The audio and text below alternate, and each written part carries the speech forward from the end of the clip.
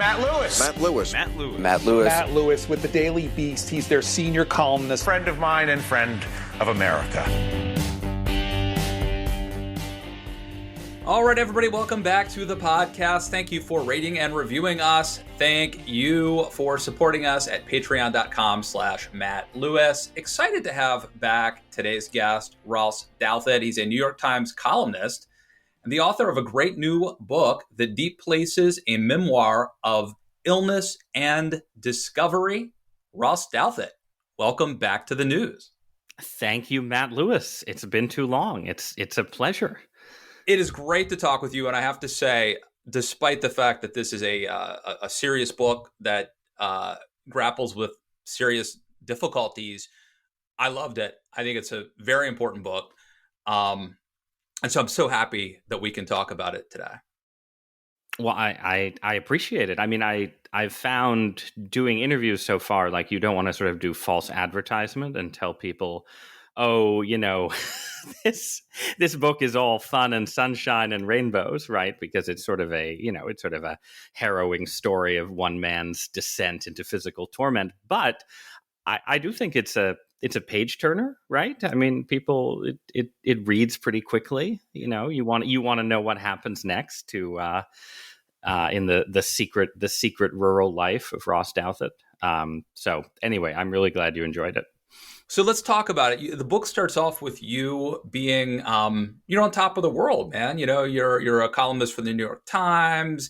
You're living in Capitol Hill, near Capitol Hill in Washington, D.C., and you've got a couple kids. You want to have another baby, and you have this chance to move back to Connecticut, where you and your wife are both from, and sort of like this dream house, right? And so why don't you just, I got a million questions, but talk about that opening, because I thought it was almost like eerie, like a horror movie would open, with things being so good, right? It can only go one direction. It has, it definitely has a sort of mild Stephen King vibe. So this was 2015. My wife and I had been married about 8 years. We had 2 little girls. We lived in DC, and like a lot of people that we knew in the city, young professionals, fellow parents of young kids, we had this fantasy of escaping from, the Beltway and all its corruptions and really all its like overly competitive school systems, and living in the state we were both from, in New England, where our families were both from. And I especially had this kind of fantasy of rural life where, you and I both work in a business where we spend a lot of time on the computer. Now in the age of COVID, sitting in small rooms, talking to each other through video cameras. And I had this idea that, we were going to buy a house that had a lot of land. We were going to have vegetable gardens. Our kids were going to grow up and spend a lot of time outdoors. And unlike some of our friends, we had jobs. My wife was a writer for Smithsonian Magazine and was working on her first book. I was a newspaper columnist, had, basically a dream job that would let us go live somewhere outside the big city. And so we, at a certain point after, a winter where our row house felt really too small for us and we had pipes burst and all these things happen, where we were like, okay, this is it. This is a sign, right? Like the universe is ready for us to make the leap. We just went ahead and did it. And we sold our house for more than we expected, because the real estate market in DC was insane. And so we had this extra money, and we immediately, recklessly, idiotically just plowed it into this big house built in 1790 with like a Revolutionary War era fireplace. One of those things where there's the fireplace and then there's the little ovens next to the fireplace, where made of stone, where they would bake the bread or just put it in to warm. Anyway, very rustic, romantic, very rustic. Yeah. Barn, pool. And it sort of sits on a cliff, and really, like, you shouldn't buy houses that sit on cliffs. This is like horror movie 101, Matt.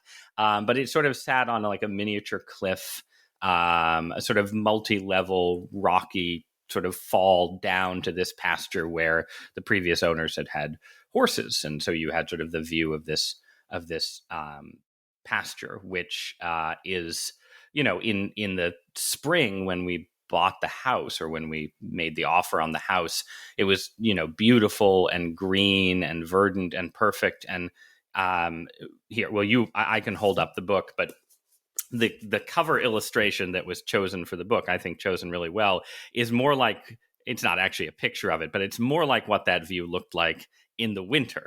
Right? The sort of, which was, not a slightly darker vision, but not one we sort of were thinking about when we bought the house. So we went ahead and did this. We set it up so we would stay in our DC house through that summer and move in August, and have time to sort of wrap up our DC lives and, have farewell dinners with all our friends, all these kind of things before we set off on our rural adventure.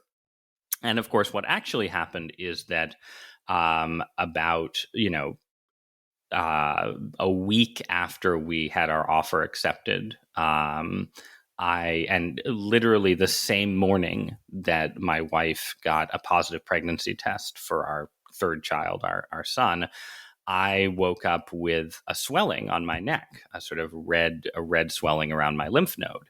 And I went to a doctor in DC, and they said, "Oh, it's a boil. It's nothing to worry about." And for a couple of weeks, it sort of went away, but I started getting weird neck pain and headaches. And then at a certain point in early June, I just had this full body meltdown, like totally bizarre, nothing like anything I'd had before, sort of pain everywhere, sort of dizziness, sort of weird tingling and prickling, sort of electrical feelings. My bowels stopped working, all the good stuff, basically. And I went to the emergency room, and they didn't find anything. And I started going to doctor after doctor. I saw like 12 doctors, I think, in a 9-week span. And basically nothing turned up, or nothing that they, based on the tests that they were doing, turned up. And so I spent that summer, while we were in DC, just sort of cycling through theories of what was wrong with me, whether it was, sort of a brain tumor, the sort of dire possibilities, or whether it was, what the doctors were saying to me, some sort of stress-mediated psychosomatic illness. And meanwhile, I just got worse and worse. I had phantom heart attacks. I went to the emergency room over and over again. I stopped sleeping. I was sleeping about an hour a night. I lost 40 pounds, which probably I needed to lose 10 or 15, but 40 was not good. I looked like, a sort of gaunt ghost by the end of the summer. And it was only when we actually somehow dragged ourselves up to our dream house, which no longer seemed like such a dream in my condition, that I started seeing doctors in Connecticut who said, well, this kind of looks like something we see all the time, which is Lyme disease, which is a disease, a lovely illness carried by ticks, that I knew something about, obviously, having grown up in Connecticut, but I had no real understanding of both what it could do to you, and also, as I discovered more and more as I started trying to get better, just how the insane controversy and complexity of the debate around this particular chronic illness, and the question of whether it, exists as an illness at all, which is itself sort of contested, or at least it's contested until you have it happen to you yourself, and then it doesn't seem so contestable anymore. And that's one of the things I love about this book, because you're a New York Times columnist, and I think you're going to lend a certain amount of credibility to people who are afflicted with this. And maybe they'll even come and find this YouTube video someday, and it'll help them. People thought you might be crazy, right? Like, there was a sense, especially from some of the DC doctors, that you might be having needing to see a psychiatrist, not a doctor. Oh, yeah. Yes. No, that was the basic assumption. And that is, obviously, like, mental illness is a real thing, and mental illness can have physical manifestations. It's not at all an insane view if you're a doctor presented with a patient who claims to have all of these symptoms, but they don't seem to manifest on your blood tests, to sort of assume that there's some kind of mental physical mediation going on. But yes, I mean, that was, I sort of cycled through different theories during that summer, and even after I sort of became sure I had Lyme disease, I still could sort of swing back between theories. But no, I told people that I was having a nervous breakdown. One thing that this experience does is it sort of removes filters on your everyday conversation. So I was, for instance, still a CNN contributor in those days. So I would, go on CNN, and in the green room, people would say, "Man, Ross, you've lost a lot of weight in the last couple months." And I would say, "Oh, that's because I'm having a nervous breakdown and we're leaving DC." And people were generally very nice when I told them that. But that was sort of the assumed theory, and I was prescribed a variety of things: sleeping pills for my insomnia, antidepressants, Xanax, anti-anxiety medication. But notably, I should say that I saw two psychiatrists, one in DC and one in Connecticut. And both of them, after spending, an hour or so with me, said, "Look, Ross, I'm pretty sure you have a physical illness." So there was an interesting That's good. divide. And it's, I think, to the credit of those psychiatrists that the people who worked with mental illness, right, directly, didn't think that I had a mental illness. It was the people who you worked can imagine with, a scenario where it's in their best interest to diagnose you as having a mental illness, right?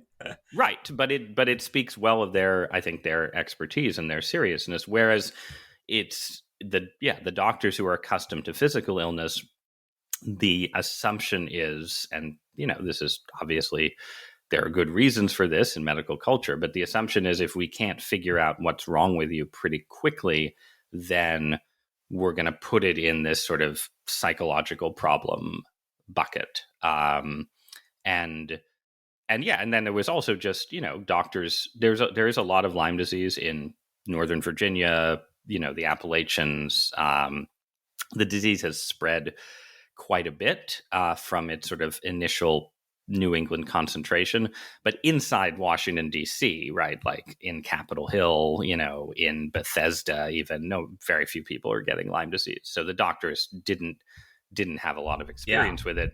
And the part of, one of the many controversial issues about Lyme disease is that the blood tests for it are famously unreliable, right? So what I later discovered was that I was getting blood tests where, to sort of simplify it, in order to get a CDC approved Lyme disease diagnosis, you need to have 5 bands activate on this antibody test. And I would get 2 activating or 3 activating.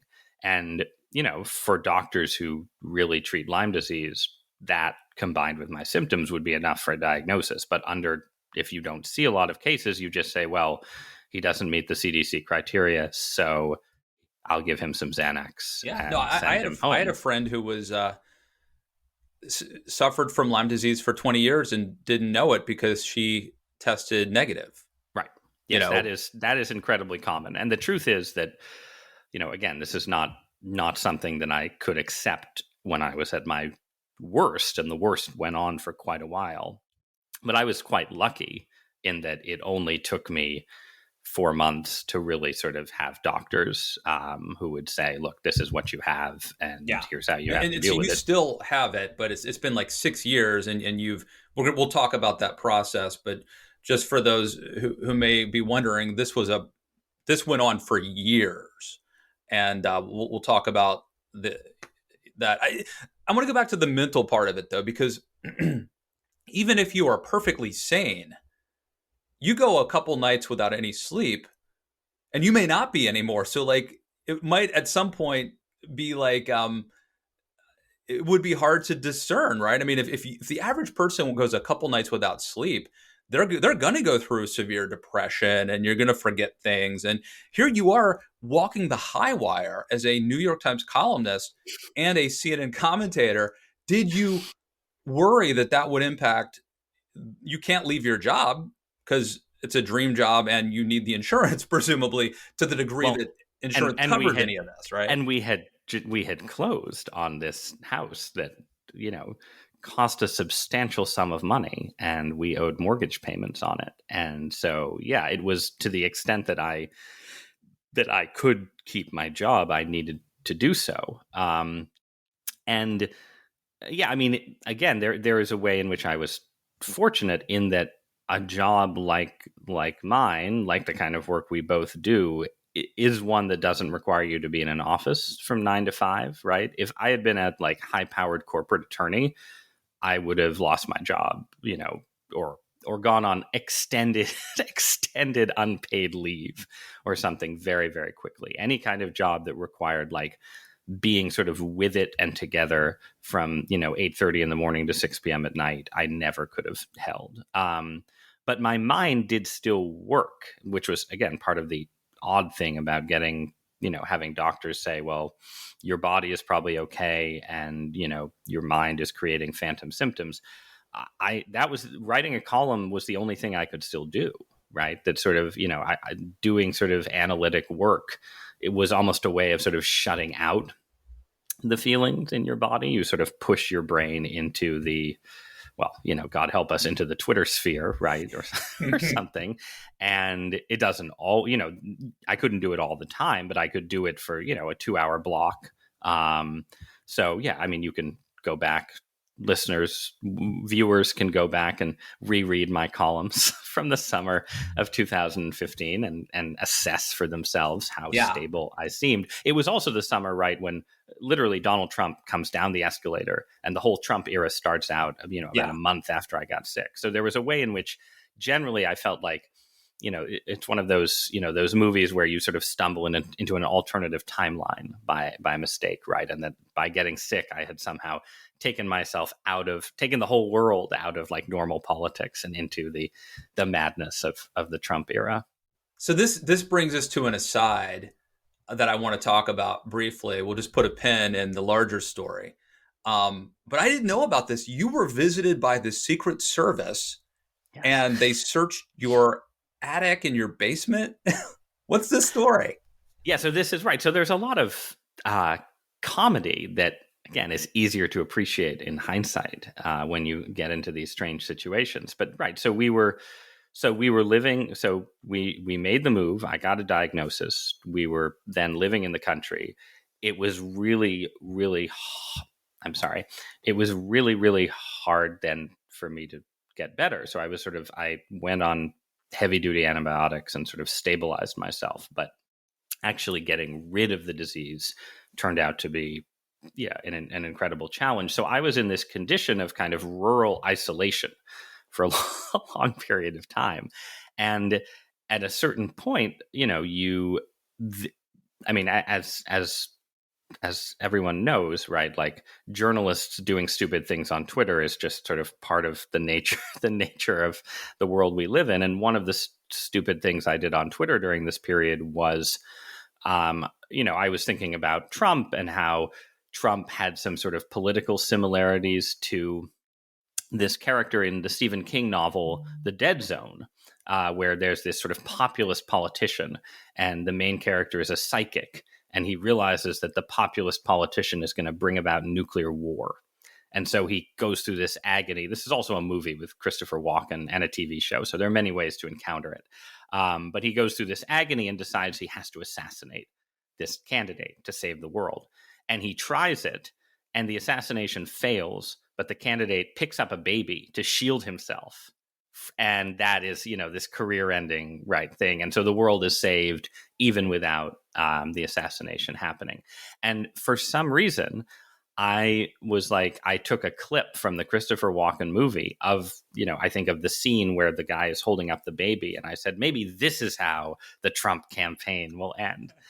And I was literally, I'm not sure I said this in the book. I think it was literally there was a big storm that had like knocked out power And so I tweeted this, and then I was without the internet, in the country for a few hours. And when I came back online, I suddenly got a call from my boss saying, "Hey, Ross, some people are interpreting this tweet as like a threat against Trump. You should probably take it down." And I was like, "Oh man, people, they're always misreading things on the internet. Come on." But I took it down, and I said something apologetic and said, this was a joke. I didn't mean anything by it.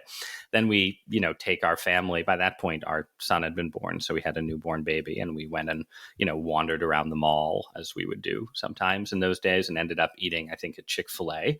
And I get a call, and the voice on the other end says, Mr. Douthat, probably they said Mr. Douthat, or, some kind of mispronunciation. This is the Secret Service. We'd really like to talk to you. And I said, well, sure. How can we make that happen? And they said, well, very easily, because we're at your house. And so, we very boldly finished our Chick-fil-A. We were like, we're finishing the meal. And then we drove back to the house, and they were there with a local policeman too. And yeah, they wanted to talk to me about whether I intended to threaten Donald Trump. And I sort of, I persuaded them that I did not, and that I was just an idiot who had done something stupid on Twitter, right? Like, I think they eventually, or they got that. I showed them other movie clips that I had posted. I think I said, look, I made this joke about a scene from Lord of the Rings, but I'm not saying Trump is like Denethor. Anyway, so it was that kind of thing. But of course, hanging over all this is the fact that I have a totally bizarre illness, and I'm, living like a hermit in the country with my poor wife sort of trapped with me. So then, then they take her aside, right? And they're like, so do you have any reason to worry about your husband's, mental stability? And of course she had many reasons to worry about my mental stability. And I am very grateful to her to this day for not like giving them some sort of coded wink, like he thinks he has a chronic illness. But they did. Yeah, they did search the attic and the basement for, weapons, munitions, all of those kind of things. And as I've said, it was a very big, old house. So there were actually plenty of places where I could have hidden my arsenal. But yeah, in hindsight, it's not clear whether that was, sort of a particular low point or a particularly hilarious moment. But either way, it was an experience. Oh my! Wow. That's scary. That is scary. Well, let's talk about. I later was doing some kind of TV show in a green room several years later when I was doing much better, and there was a Secret Service agent there. I think he was dating one of the people appearing on the show. And I sort of struck up a conversation with him and said something like, "Oh, the funny thing happened to me once with the Secret Service," and he gave me this like totally stone cold look. He was like, "I think I heard about you." So so I'm undoubtedly still on a list. You're on a watch somewhere. You're the Connecticut Unabomber.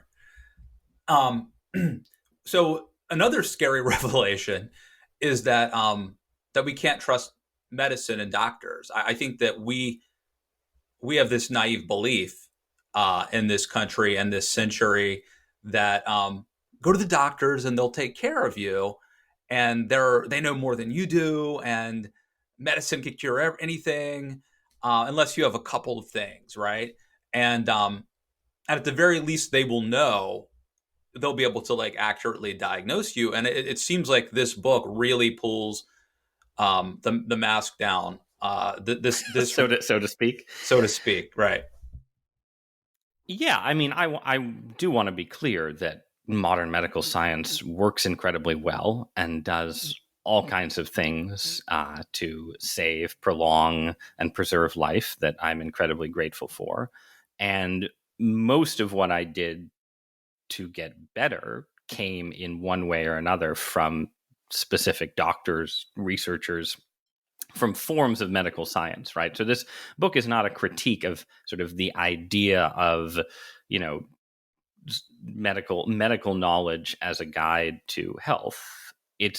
But it is effectively a critique of how medical consensus gets established and how it can get established in ways that pretty clearly exclude some important realities about the nature of certain diseases, right? And in the case of Lyme disease, the reality is that people who get Lyme disease and take a 4 to 6 week course of antibiotics, most of those people will get better. And people who don't get better quickly then usually have to do a lot of really, really weird things over a long period of time, starting with just taking lots more antibiotics for months or even years instead of weeks, right? But and these are also, I mean, you had the social capital and mental ability to do that, right? I imagine there are some people who would get this and they would not have the wherewithal. Yes. So there's two types of doctors that you encountered. There's the sort of the establishment doctors, and they think they figured it out. Well, the official view is that you treat Lyme disease for 4 to 6 weeks. Most people get better, and the people who don't get better, it's just sort of a mystery. And there isn't anything specific that can be done to help them because anything you might try is too risky.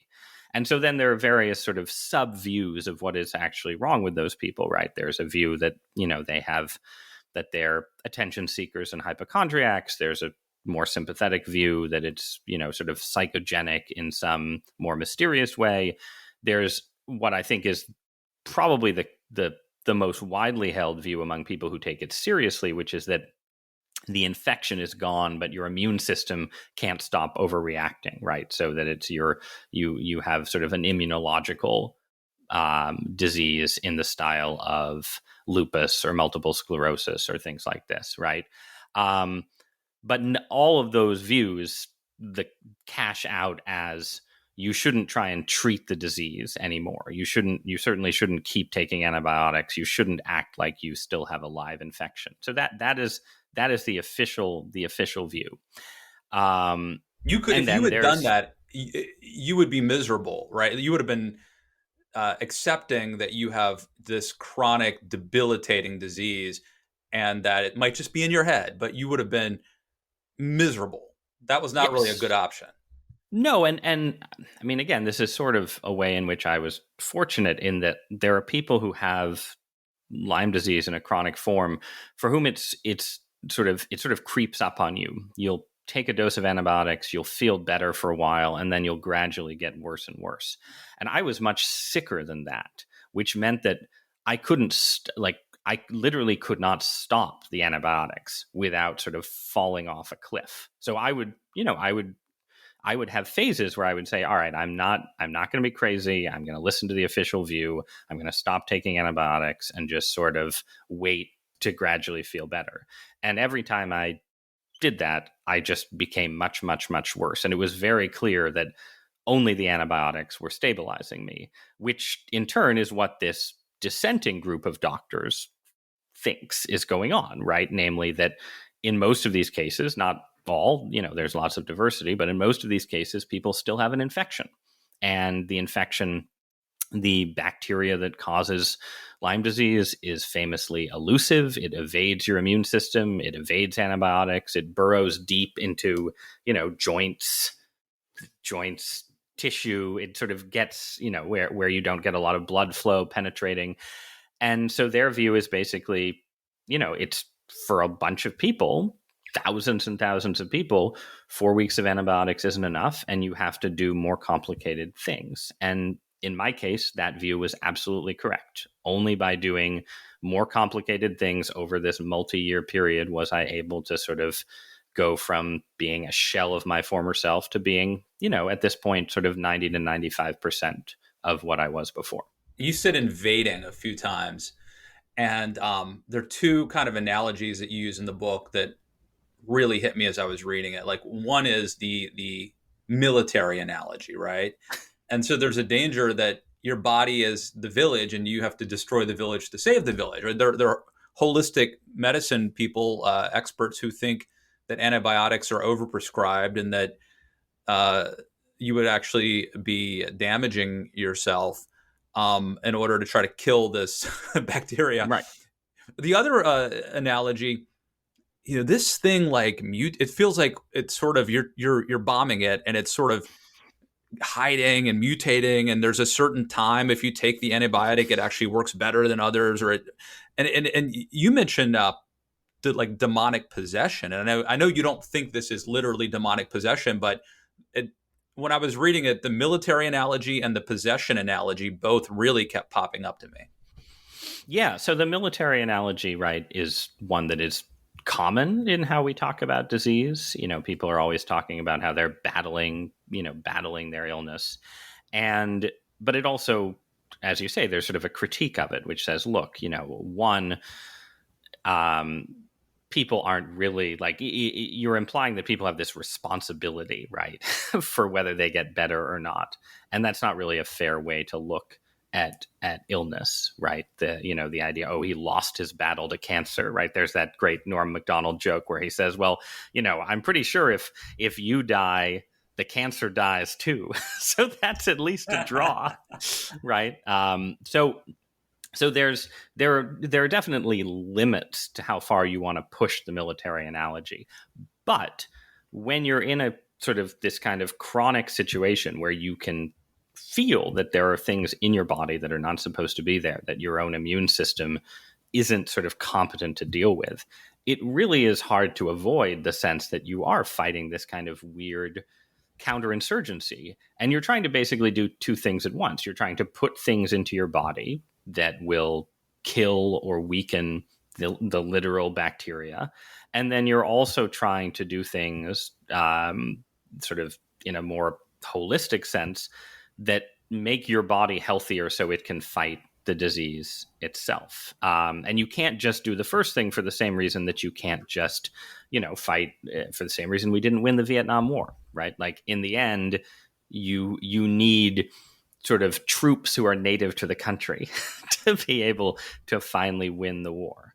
But until you have sort of built up your own immune system, and, again, the nature of these chronic illnesses, generally part of their nature is they're suppressing your immune system in order for the bacteria or virus to stay alive in your body. You need to get your immune system sort of back in action. And, the reality is that I could literally feel this at a certain point. Like when I was at my sickest, I never got colds, right? Like my sort of the normal range of immune responses was incredibly muted. My kids would come home from daycare or kindergarten with a terrible cold, and I would just get like weird feelings in my head, no mucus, no sore throat. And so there's a certain point as I started to get better when the cold comes back, right? Or like I got a stomach flu, and it's terrible, but there's also this weird sense of relief, right? Like actually your immune system is semi-functional again. So that's, that's that, which is sort of like the moment when, you get the moment we never reached in Afghanistan, right? Where the Afghan army is finally ready to fight the Taliban itself, right? And we just never got there. And I think I have, to some extent, gotten there. Like at this point, I only occasionally take an antibiotic or anything like that. And usually when I get symptoms, they seem to resolve pretty quickly on their own, as if, again, something is still in there, but my body can take care of it.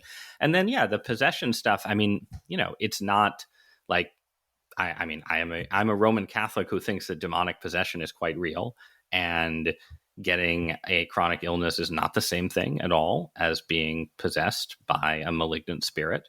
But there are feelings within that experience that I think overlap, where there is a sense in which you have a sense of sort of your physical body as being taken over by something that is different from yourself. And you have a sense, I always had this real sense of myself as somehow imprisoned in a body in a way that I'd never felt before, right? Where you're sort of, your body, it's a very sort of Cartesian dualist feeling. Like you're sort of, you yourself are in there somewhere. You're in this physical form, but there isn't, instead of the kind of natural relationship between self and physical structure that you have when you're young and healthy, you have this sense that no, your body's like a cage, and it's sort of pinning you inside it, and you can't get out. And again, there are also ways in which, there are people who have these kind of illnesses who get this, just terrible, terrible brain fog, right? They sort of lose, like, the disease fully invades their mind. And that happened to me at one point when I was trying a particularly aggressive treatment, but mostly my mind was sort of preserved, suffering, Yeah. but preserved inside the Speaking of the frame. aggressive treatments, I mean, you did IVs, antibiotic IVs. You went to pet stores and bought. There's so many Well, not at the parallels. pet store, on the internet. Yeah. Was No, it the internet? We'll talk about I it. did reckless. Yeah, I did reckless things. Because at a certain point, there was a point at which I started to sort of figure out how to actually, well, it felt like I was figuring out how to actually kill the bacteria in large numbers instead of just sort of containing it. And there's this thing that Lyme patients get that you also get with syphilis and some other diseases called the Herxheimer effect, where if you take something that kills bacteria in large numbers, they sort of die and flood your bloodstream. And so you feel worse. And so at a certain point, once I figured out what combinations of antibiotics to take, I could sort of make this effect happen almost on demand. I could take certain things, feel worse for a little bit, and then get this feeling of relief. But again, it didn't like immediately make me better. It was clear that I would have to do this over and over again for a very long period of time. And so I would do things to try and accelerate it. Like I would have doctors who would prescribe me high doses of antibiotics, but then I would have other antibiotics left over from previous doctors that I would throw in too. And yes, there are ways to acquire antibiotics without a prescription, and I made use of some of those. And I am not making any kind of recommendation that people should do that. I sort of wanted to tell the story in part just to show how desperate you can get. And this is something I think people don't, I certainly didn't understand before I got sick. People have an idea of chronic illness as like, you have these twinges around your body and you feel tired a lot and you want to lie down. You're like on the fainting couch, these kind of things. And, there's people maybe for whom that's true, but not just in my experience, but in the experience of many, many people that I now know and have read and talked to. No, the experience of chronic illness is like you're being tortured constantly. And when that's going on, the idea, that like, well, you just have to sit back and wait and, give it 6 months, give it a year, see how you feel. Like at a certain point, that just becomes impossible. And the everyday agony is such that it becomes reasonable to do unreasonable things, I think is the best way to put it. And I tried some strange things. I didn't try every strange thing that you can do. There are people who've tried even stranger things than I did, but I certainly did things, not just the pet store antibiotics, that I would not have anticipated doing. Go ahead. Well, one of the strange, I want to talk about this because this is something I believe in, that I've had a little experience with, a little bit. One of the strange things you did has to do with electromagnetic sort of tones and frequencies, right? Yes, I used what is called a Rife machine, which is named for a very strange American character named Royal Raymond Rife. And it's a machine that generates, in its case, it generates sound frequencies that are, the theory is that they are supposed to shatter bacteria at a certain frequency, the way, an opera singer's high note can shatter a glass. But this is, like you suggested, sort of one piece of a larger world of magnetism, electromagnetism, sound treatments. Like there's a wide range of things that people do in this kind of sphere. Not all of which have this specific, like, we're going to shatter the bacteria conceit. And there is with all of them, you can find studies here and there that are sort of suggestive, right? Like there was a study from a university in Georgia, right, that found that sound waves could, in fact, seem to like kill bacteria in goat meat, right? But this is not to put it mildly, this is not a widely and deeply studied field, right? So what you have are tons of people doing all kinds of experiments with this. And I mean, I'd be interested to hear your experience, because one of the things that have found, of course, is that when you've never done anything like this, you assume that only the weirdest people would do it. Once you've done it and you talk to people, everyone's like, oh yeah, I had a machine like that for a little while after I, had a concussion and I had these migraines, and it really helped with that. Like, the field of sort of personal medical experiments is extremely wide, I would say. Yeah. So I've never had the machine, but like a couple things. So first of all, you mentioned singing a couple times. There are studies that show that singing in a choir has really unbelievable. Now, in the COVID era, singing in a choir may not be the healthiest thing, but other than COVID, there are studies that show that singing in a choir has amazing health benefits that they cannot. Some of it could be community, right? You're joining with other people. Maybe there's a aspect, you're singing praises. I think there's a chance that it could also have something to do with the frequency and, Gregorian chants and things like that there may be something there that we don't understand. Yes. I mean, I think that's very likely. Something else you wrote in the book. So my wife and I go to this, my wife and I go to a physical therapist who specializes in like postural realignment and holistic medicine, and like very credentialed, very into unorthodox techniques. And like, for a while I was having some major problems with my I've talked about this before, with my back and my neck. I would just wake up with basically what you would call a stiff neck, but it would put me out for like 2 or 3 days, right? I mean, it was super bad. And I would go to like a massage therapist and that would make it a little better. I tried going to a chiropractor and that freaked me out. The realignment I did not like. Something about that just felt wrong to me. And then I went to a traditional physical therapist who had me doing exercises to like strengthen my neck, and it would always come back.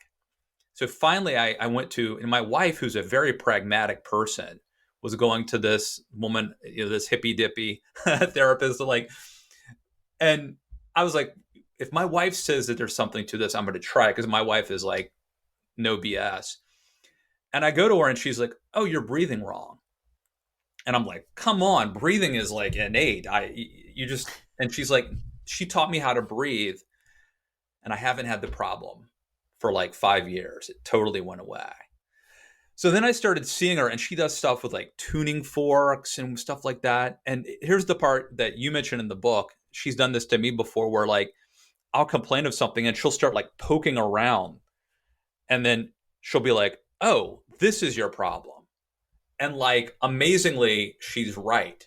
And it's bizarre. This cannot be Western medicine. Right. No, I mean, and this is one of these things where, you sort of, I sort of hesitated about writing about some of these kind of experiences too much in the book, to the point where I actually tried to sort of concentrate the weirdest experiences in one chapter. Because there's like sort of a basic hurdle that I think I want like the skeptical reader to get over, of saying, okay, I am going to take chronic Lyme disease seriously. I'm going to take chronic illness seriously. And I think you can get over that hurdle just by, while remaining fully within the Western medicine paradigm. Like, there's a totally normal Western medicine explanation for how chronic illness persists, how infection persists, and how you should treat it. And I think we would be better off as a society, just as a baseline, if we could sort of get more people over that hurdle. And I think this applies to things like chronic fatigue syndrome and long haul COVID now too, right? So that being said, then there's the weirder stuff, right? where the reality is that, like, until you have experienced some of these things, you're not going to sort of believe them. And if you do experience them, you will still have, a sense of like, well, okay, this is like some kind of power of suggestion thing. And, the same reason that, like, quote unquote psychics can successfully read you just by using sort of psychological tricks. Maybe some holistic practitioners have these tricks and so on.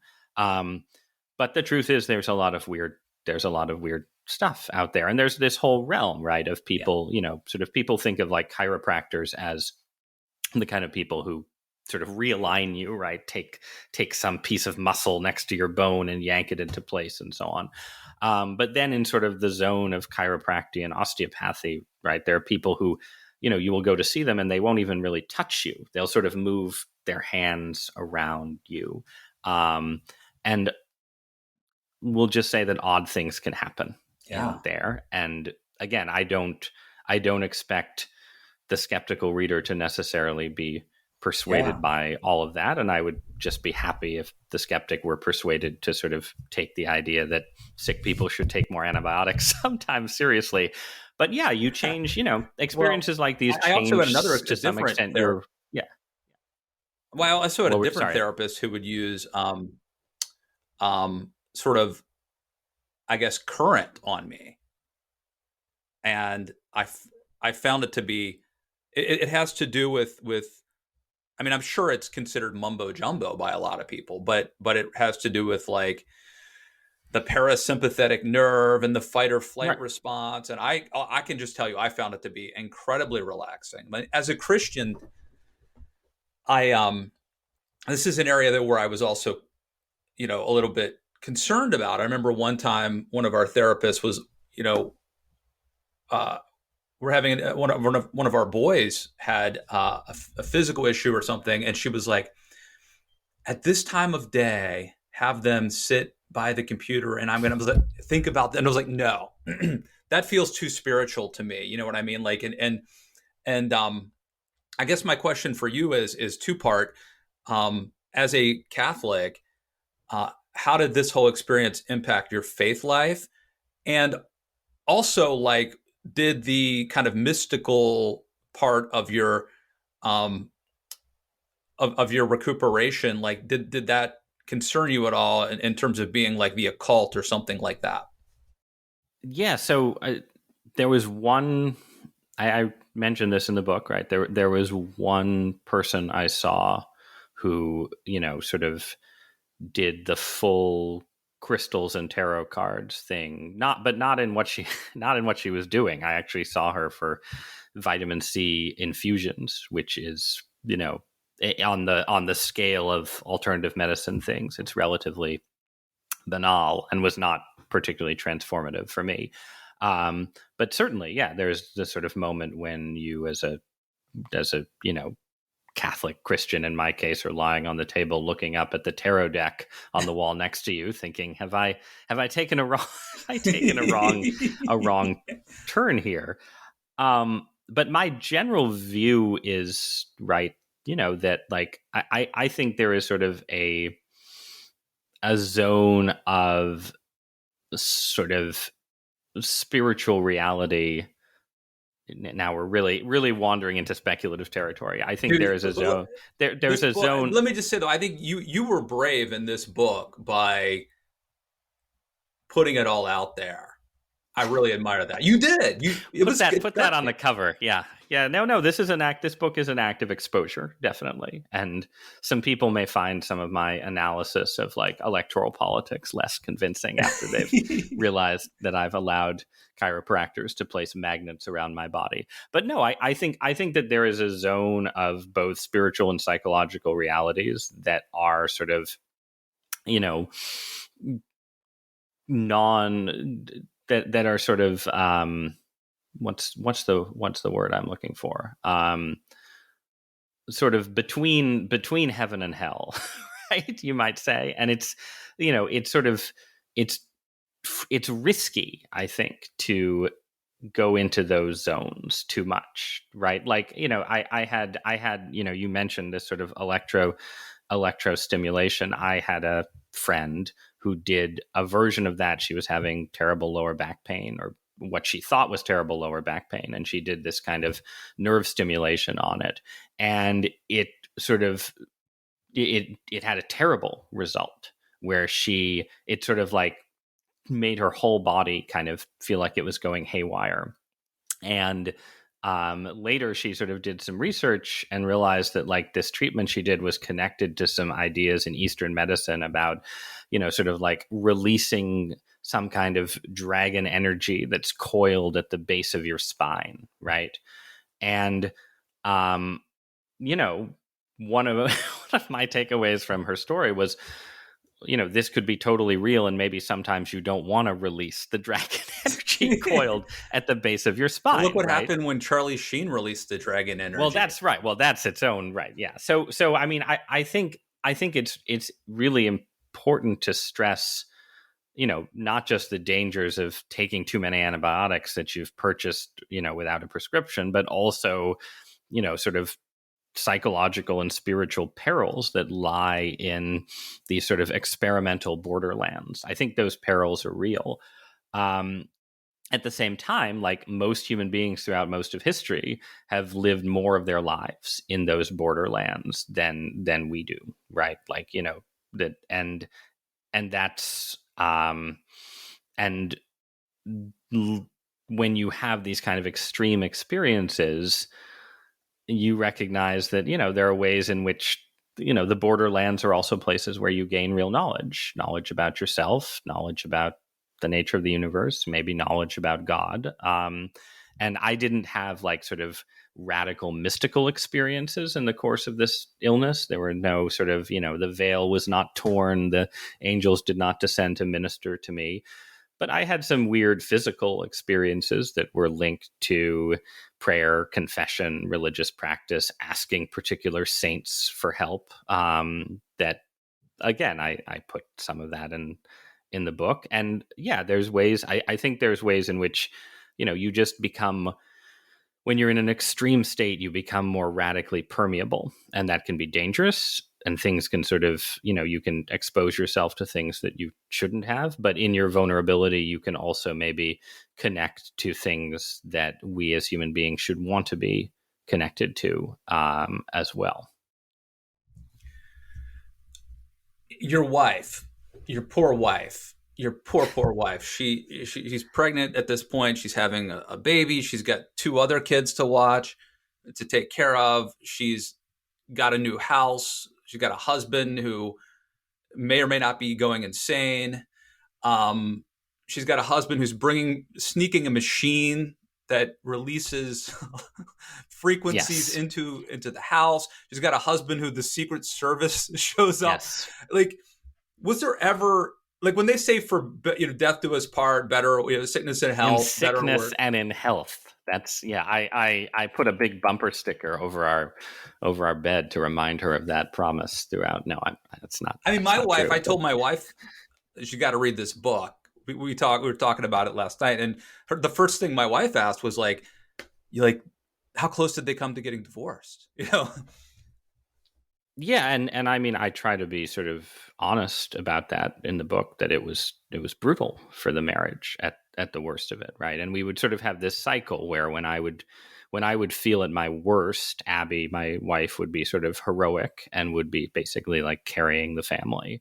But then when I would feel a little better, and you sort of do go through these miniature arcs, even in the worst of it, then she would, the sort of reality of being trapped in rural isolation with a possibly, I mean, literally the Stephen King reference, right? The Shining, that was often how the experience felt. You are in a house in the country, totally isolated in the winter part of the time, with this man who you love, who has something wrong with him, and you can't tell if your obligation is primarily to help him or to maybe protect yourself and your children. He's also spending a lot of money too, right?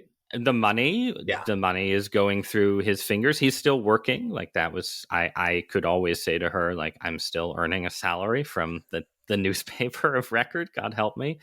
But yeah, and I think, like, I mean, the I think she worried reading this book that people would read it and say, oh, here's the wife who had doubts about the reality of her husband's illness when she shouldn't have. But I think the takeaway that I've had from people who've read it is total sympathy. She's a saint for her. She's a For her saint. plot. She's a saint. That's right. I will And go by the downstairs and way, tell her that. And honestly, if people read this book and my wife is a science writer, so she wrote a book that came out earlier this year called Mom Genes that's about the science of the maternal instinct. But it has a long section in near the end where she talks about basically the same experience from her perspective, right? As a mother with a newborn and two little kids, and sort of what the test of the maternal of sort of the test of maternal life that this imposed on her. So readers who come away thinking like, how did Abby get through this should buy her book and read about it from her perspective. But no, and it's, again, this is also, what you said earlier, like it was so awful. And yet we were also lucky. I did keep my job. We did have money. We had family resources. I borrowed money from my dad. We did things that we needed to do to keep going. And you just can imagine, for people who have this kind of experience who don't have those resources, just how completely destructive an illness like this can be. Completely, like wiping you out. Oh, I'm sure there are people who would have just, they wouldn't have been able. They wouldn't have been able to do the experimentation that you did. But man, I think a lot of people, their relationships wouldn't have survived this either. They wouldn't have had the maybe the commitment or the faith. I think that your religious faith is a very important thing when it comes to that. Yeah, it's really important to have a sense that suffering is not meaningless, right? And that, that can take various forms. It can have different theological expressions, but I don't know exactly how I would have gotten through this psychologically if I didn't have some conviction that, this was part of a story. It was not just random that this happened, and I mean, that's not always comforting, right? Because it inspires a certain healthy fear of the God who would let things like this happen, right? Like, and but it's still better, I think, to fear the God who's delivered you to this kind of suffering than to think that there's no purpose to it whatsoever, and you could suffer like this for the rest of your life, have your life destroyed, and would be totally meaningless. One of the really interesting parts of the book has to do with the comparisons, and you've hinted at this a little bit with the long-term COVID, but the comparisons between this and COVID. There is the lab leak theory. There is the hydroxychloroquine analogy. Talk about that. Well, so COVID and Lyme are in certain ways totally different, right? One is COVID is much more life-threatening. It is an acute illness that arrived suddenly and infected tens of millions of people incredibly quickly, whereas Lyme is a, for most people, not immediately life-threatening condition that spread very slowly over decades and took a long time to come to people's attention. But in the COVID era, I think we've seen a lot of the same dynamics at work, right? Where, an illness that people don't fully understand becomes controversial really quickly. And you have polarization between an establishment that wants to be really cautious about treatment and people who are sick or desperate who want to try things, whether it's hydroxychloroquine or ivermectin, and so on down the famous list. And then long haul COVID, obviously you get this population that has sort of entered into a related form of chronic illness, and you have sort of controversy about that, and people who don't believe it's real or think people who have it are sort of caught up in sort of a mass delusion based on the trauma of the pandemic. So the experiences are not exact parallels. What you see instead are just a lot of really interesting echoes. And also things get flipped sometimes, right? Like some of the people who were most committed to the idea that COVID is just the flu and it's not a big deal and it's being overstated. They are sort of the outsiders, but they can sometimes sound the way like insiders sound about Lyme, like, oh, it's overstated, it's not that bad, people are being hysterical, right? So there's a lot of weird echoes, parallels, and similarities in just basically just how like what medical debates just don't happen in some sort of perfect abstract universe of impartial analysis. They happen in cultural contexts, in institutional contexts, in all of these contexts that, make it harder than it would be ideally to get to the truth of like, why are people sick and what can we do to help them get better? And then, there is a lab leak theory of Lyme disease. This I find interesting. Talk about this. It centers on the fact that if you, just as, the coronavirus started in Wuhan, very, very close to a laboratory that studies coronaviruses. The Old Lyme and Lyme, Connecticut, the two towns the disease are named for, where some of the first cases were discovered in the 1970s, sits just across a small body of water from an island in Long Island Sound called Plum Island that happens to be one of the U.S. government's biowarfare laboratories. And in fact, if you draw a sort of, Lyme disease is famous for the bullseye rash. If you drew a bullseye in of cases in the Northeast, it would basically look like sort of half a bullseye because you have the Atlantic Ocean on one side, but the center of that sort of semicircle, if you will, would, be somewhere kind of close to that laboratory. So that's weird, right? And there have been people who've looked into this in more detail, and I don't, I think the evidence is pretty inconclusive. There are some Lyme disease did not originate in a laboratory. It, clearly we can see that it existed in North America going back hundreds and thousands of years. There is a Midwestern version of Lyme disease that's followed sort of the same patterns as the East Coast version that presumably did not emerge from a lab leak.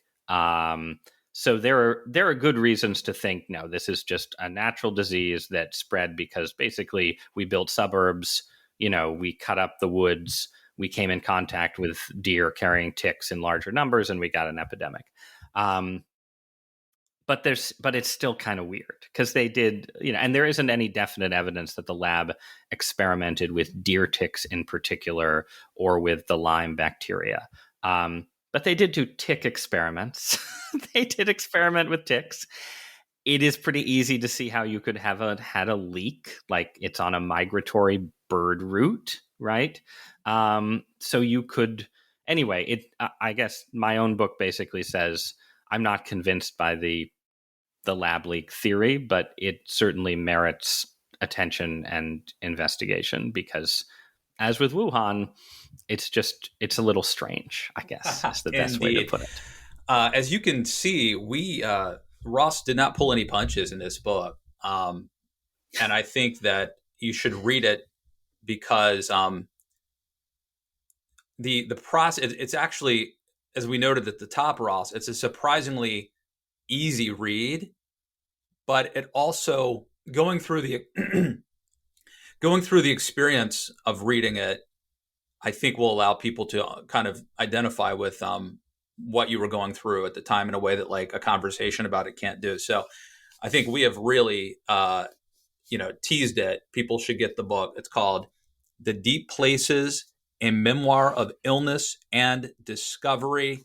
I highly recommend it. Go get the book, The Deep Places. Ross Douthat, thank you for coming back on the news.